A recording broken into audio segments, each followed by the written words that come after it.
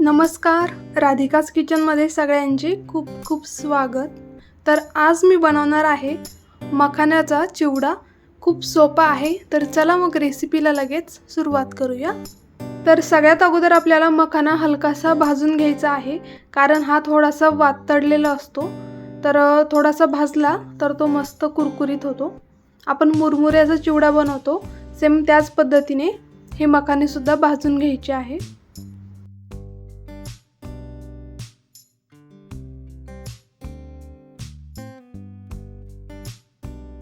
तर 5 मिनिटं झालेली आहे आणि आपले मखाने सुद्धा मस्त कुरकुरीत झाले असतील. हे बघा. तर आता हे काढून घेते.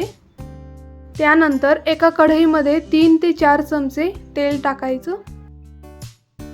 तेल गरम झालं की नंतर थोडेसे मोहरी टाकायचे, थोडेसे जिरे टाकायचे आणि थोडा कढीपत्ता टाकायचा.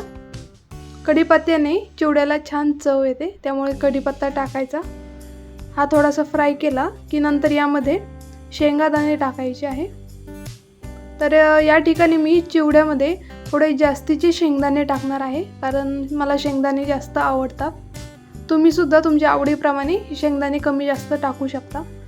तर अगोदर हे शेंगदाणे 1 मिनिट फ्राय करून घेऊ आणि नंतर यामध्ये खोबरं टाकूया. शेंगदाणे तळायला थोडा जास्त वेळ लागतो, त्यामुळे अगोदर शेंगदाणे तळून घ्यायचे आणि नंतर यामध्ये खोबरं टाकायचं. तर हे बघा, या ठिकाणी मी थोडंसं खोबरंसुद्धा टाकलेलं आहे. आता हे सगळं छान लाल होईपर्यंत तळून घेऊया. मखाना खाल्लेलं आपल्या शरीरासाठी खूप फायदेशीर आहे. त्यामध्ये भरपूर असे पौष्टिक घटक असतात आणि म्हणूनच मखाण्याचे असे वेगवेगळे प्रकार बनवून खायचे. आता खोबरं आणि शेंगदाणे छान फ्राय झालेत. आता यामध्ये 1 टीस्पून लाल तिखट टाकायचं, थोडीशी हळद टाकायची आणि हाफ टीस्पून धने पावडर टाकायची. त्यानंतर चवीनुसार थोडंसं मीठ टाकायचं. आता सगळे मसाले 1 मिनिट गॅसच्या लो फ्लेमवरतीच फ्राय करून घेऊया.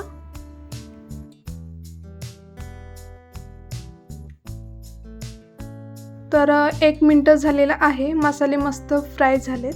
आता यामध्ये आपण रोस्ट केलेले मखाने टाकूया. आता हे सगळं एकत्र मिक्स करून घेऊया.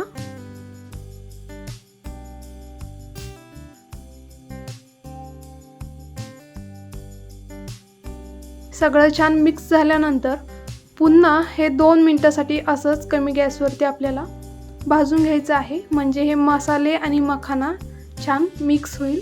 आणि सगळ्यात शेवटी यामध्ये थोडासा चाट मसाला टाकायचा. याने सुद्धा मखाण्याला छान टेस्ट येते आणि हा मखाण्याचा चिवडा तुम्ही बरणीमध्ये भरून महिनाभर खाऊ शकता. तर आता मखाना चिवडा तयार झालेला आहे. आता गॅस बंद करते.